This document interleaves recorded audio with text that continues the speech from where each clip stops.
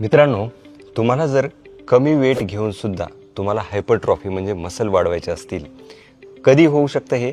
एकतर heavy weight घ्यावं लागेल तुम्हाला मसल वाढवण्यासाठी, किंवा BFRT म्हणजे ब्लड फ्लो रिस्ट्रिक्शन ट्रेनिंग जर केलात, जर तुम्ही रिहॅबिलिटेशनमध्ये असाल, तुम्हाला वेट कमी उचलण्यासाठी सांगितलं असेल डॉक्टरांनी, पेन होत असेल, तर तुम्हाला ही ट्रेनिंग अतिशय उपयोगी पडणार आहे. या ट्रेनिंगचं प्रिन्सिपल काय आहे? आपल्या दोन टाईपच्या मसल असतात, एक टाईप 1 असेल आणि टाईप 2, ज्याच्यामध्ये एक ऑक्सिजन लागतं, तर त्या कार्डिओसाठी वापरल्या जाणाऱ्या अप्पर मसल्स असतात. आणि ज्या हायपरट्रॉफी किंवा जास्त वेट ज्यावेळेस लागेल उचलण्यासाठी, त्यावेळेस तुम्हाला टाईप 2च्या मसल्स म्हणजेच स्लो ट्विच मसल वापरल्या जातात. परंतु हायपरट्रॉफीसाठी स्लो ट्विच मसलला तुम्हाला ट्रेन केल्यानंतर त्या ग्लुकोज वापरलं जातं आणि हायपरट्रॉफी होण्यासाठी मदत होते. तर हेच प्रिन्सिपल ह्या ब्लड फ्लो रिस्ट्रिक्शन ट्रेनिंगमध्ये वापरलं जातं. आपण ज्यावेळेस असं एखादा ब्लड फ्लो अक्लूट करणारा कफ बांधतो आणि त्यावेळेस तुम्हाला वेट किती घ्यायचं आहे? तुमचा जर 1 मॅक्स रेप असेल, 20 kg तुम्ही एक रेप मारू शकत असाल, तर तुम्ही त्याच्या 5% वेट घ्यायचं आहे. 4 to 5% म्हणजे 5 किलो वजन घ्यायचं आणि त्याचे रेप्स तुम्ही 10 to 15 रेप्स करायचे.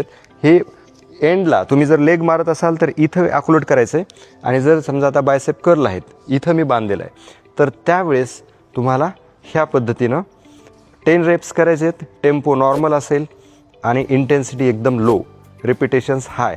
आता इथं काय होतं आहे की आपला जो oxygenated blood flow artery through जातो तो सप्लाय बरोबर होतो आहे, परंतु डिऑक्सिजनेटेड ब्लड जे हार्टकडे पाठवलं जातं तो आपण बंद केलेला आहे. काय टेम्पररी बंद, 30-40 सेकंदासाठी. त्यामुळं काय होतं, इथं मसलमध्ये क्रायसिस चालू होतात की तुमचं ऑक्सिजन कमी पडल्यामुळे डिऑक्सिजनेटेड ब्लड, तर लवकर मसल ही वरची फटीग होते. मग वरची मसल फटीग झाली म्हणजे कार्डिओ मसल फटीग झाली की तुमच्या दुसऱ्या मसल रिक्रूट होतात, म्हणजेच आपल्या टाईप 2 फायबर्स जे आहेत ते रिक्रूट होतात, आणि ते रिक्रूट झाल्यानंतर तिथं हायपरट्रॉफी निर्माण होते. म्हणजे एमटोर पाथवे ॲक्टिवेट होतो, जे की मसल ग्रो होते, म्हणजे हार्मोन लेवलवर काम होतं. त्यानंतर लॅक्टेज जे आहे ते सर्क्युलेट होऊन डबल आपल्याला तिथं तुमचे ATP जनरेट होतात. अशा पद्धतीनं तुम्ही जर ट्रेनिंग केली BFR, हे आठवड्यातून 2-3 दिवस कॉशियसली करायची.